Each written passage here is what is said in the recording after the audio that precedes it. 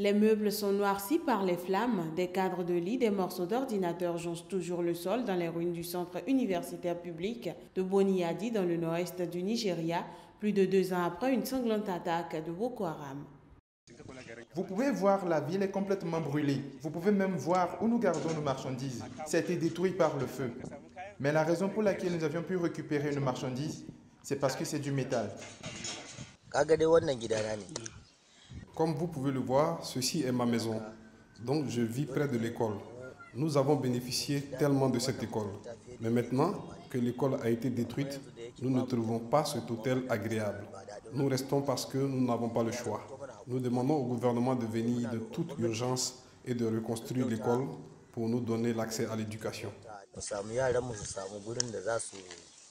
Après le drame de Chibok, qui a suscité une vague d'émotions à travers le monde, les autorités nigérianes ont promis de reconstruire le lycée pour filles, le seul des environs.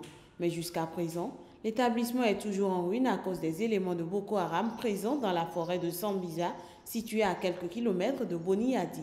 Dans les rues poussiéreuses de Bonny-Yadi, soldats et miliciens lourdement armés montent la garde à bord de 4x4. La priorité est à la sécurité et l'éducation devra encore attendre. Allahu Akbar.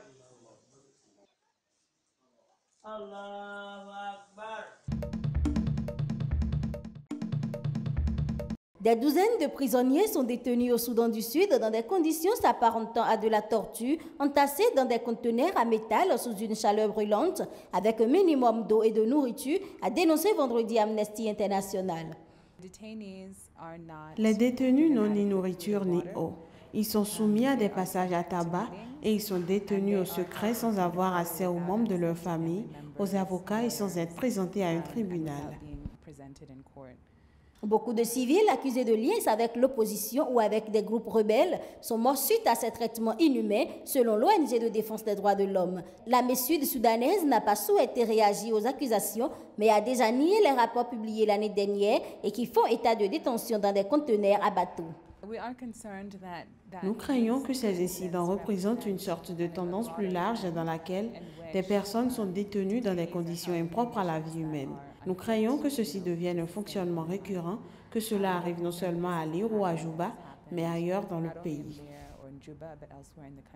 En octobre 2015, 50 personnes ont trouvé la mort dans la ville de Lire suite à leur détention dans des conteneurs par les troupes gouvernementales, selon la JIMEC, une commission de surveillance du cessez-le-feu soutenue par la communauté internationale. Le gouvernement a nié ces allégations, mais Amnesty International a trouvé 23 témoins qui affirment avoir vu des hommes et de jeunes garçons entravés être conduits vers un conteneur, mais aussi des cadavres jetés à l'extérieur. Son niveau d'oxygène. 48, capitaine. Ok, il a encore assez d'oxygène. Il ne s'agit que d'un exercice, mais les enjeux sont réels. Ces hommes s'entraînent à devenir des sauveteurs en mine. L'un d'entre eux n'a pas supporté l'épreuve de claustrophobie, avancé dans un tuyau étroit avec 15 kg d'équipement sur le dos, attaché aux autres volontaires. Pour lui, c'est fini. Les mineurs qui échouent à l'un des tests ne peuvent plus jamais se représenter à l'unité d'élite des services sud-africains de secours des mines. Le premier jour, c'est les épreuves physiques, c'est le plus dur. Et le deuxième jour, avec la claustrophobie, on perd 2 gars en général. Donc au final, sur une classe de 12, si on arrive à garder 7 membres, c'est un bon résultat. Ces pompiers souterrains devront être capables de secourir des mineurs bloqués ou de lutter contre des incendies sous terre. Ils doivent prouver leur endurance physique extrême et surtout leur esprit d'équipe. Capitaine, tu ne communiques pas assez. Une fois les tests passés, chaque nouveau membre est coopté par l'une des dizaines d'équipes mobilisables dans le pays en cas d'accident. Et pour les aspirants, la principale motivation, c'est d'appartenir à cette fraternité. Même si vous avez peur, vous ne pouvez pas le montrer. Vous devez continuer à discuter avec les autres gars, faire en sorte qu'ils communiquent avec vous, vérifier qu'ils vont bien et avancer coûte que coûte. C'est une fraternité comme dans une famille. Si vous êtes dans une situation difficile, vos camarades peuvent vous aider à vous en sortir. L'économie sud-africaine s'est bâtie au XXe siècle sur les mines d'or, de charbon et de diamants. En 2015, 77 mineurs ont perdu leur vie, contre plusieurs centaines par an dans les années 90. Mais les services de secours sont de plus en plus souvent appelés à intervenir dans des mines désaffectées, exploitées illégalement.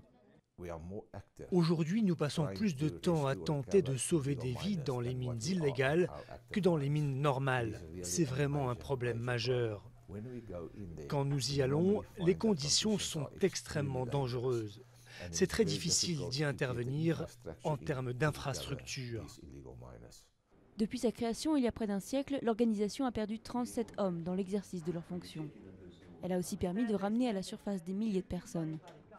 Mais les mines sud-africaines comptent parmi les plus profondes au monde et parfois les sauveteurs ne peuvent faire remonter que des corps.